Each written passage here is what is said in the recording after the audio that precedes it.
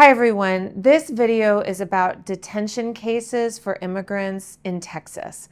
And everything is shifting and changing underneath us, and many of our clients are currently awaiting a decision on a habeas case, or we're about to file your habeas case. And this video is for you if you have a relative who is detained. And I'm going to give you a little bit of backstory about what's happened. For many, many years, immigrants who were living and working in the United States who were detained would be able to seek a bond before an immigration judge. And we'd only have to prove that you're not a danger to a community and you're not a flight risk. And you'd get a bond amount set by the judge and get out of detention. But earlier last year, the Department of Homeland Security and the Department of Justice held that long-term residents inside the United States were subject to something called mandatory detention, and therefore were not eligible for bond anymore.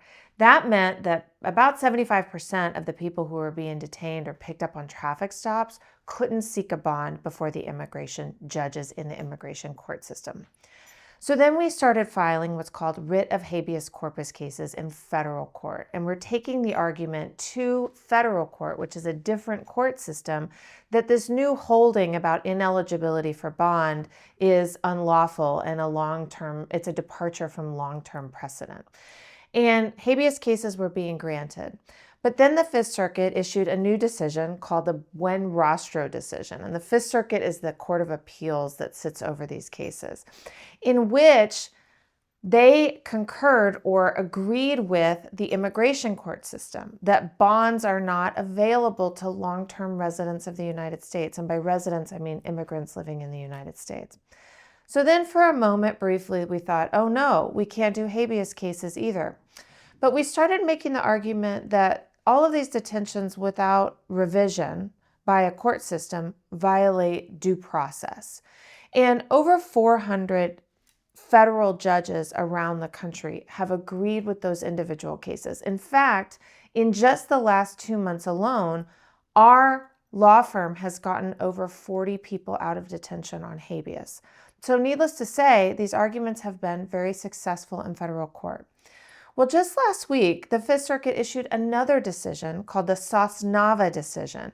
In this one, they say that, you know what, immigrants are eligible for a bond review before the immigration court, but only after they've been detained for 90 days.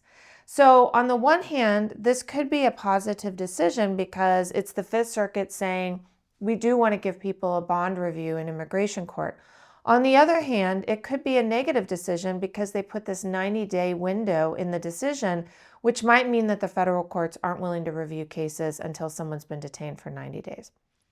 In any event, our very strong argument is that a 90-day detention for someone who's living and working in the United States and has no criminal history is still a constitutional violation of human rights and due process.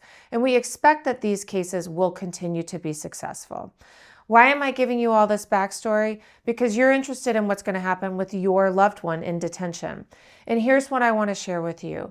We are going to continue being creative and fighting for you and your rights to get out of detention, but that might look like a bond application before the immigration judge, or it might look like a habeas case before the federal court, or both at the same time, or one before the other. But what happens when we have these new decisions is we have to see how they're being interpreted by the judges and continue our arguments. And that's the position that we're in right now as I'm speaking to you in early July 2026. We have this new decision from Sosnava. Our intention is to be seeking both habeas and bond for our clients, but the order of things and the timeline of things is a little bit in flux right now. We don't have more information for you, but what I can tell you is we're on top of it. This is our primary focus, and we are going to do the work that we can for you in a way that it will make it affordable for you. We're not going to just charge you full price for a bond, charge you full price for a habeas.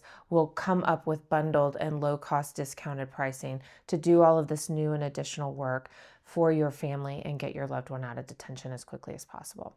So if you're a client, you're waiting to see what's going to happen, study this video. And then if you have questions, you can reach out to your legal team, but also trust we will be communicating with you about our strategy.